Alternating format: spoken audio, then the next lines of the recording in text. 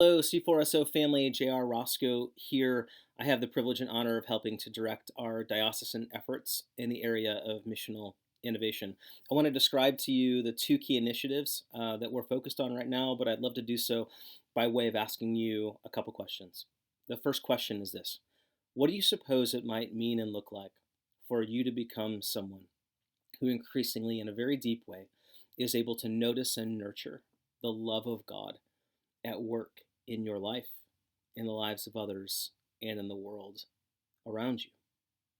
And the second question is this: in a world such as we're living in today, what do you suppose might be the Lord's invitation to us as a diocese in experimenting with new expressions of church that are able to reach those who are far from Jesus and unlikely to, for whatever reason, to walk through the doors of a traditional Anglican parish? I'm asking you those questions because those are the questions that sit right at the heart and center of the two key initiatives that we're focused on in this area right now as a diocese. The first one is partnering with an existing religious order, something called the Order of the Common Life, in order to create a chapter of that religious order in the life of our diocese. This is something that is open to men and women, to married and single, to clergy and laity alike, all those who want to explore the idea of living by a shared rule of life that comes out of cultivating the contemplative side of our spirituality in order to orient us and shape us and form us into people who are able to notice and nurture the love of God that's at work in us and around us. And the second thing we're doing is we've already noticed in the last few years that God's raised up a handful of people in the life of our diocese who have been experimenting with different expressions of church that are reaching different populations of people.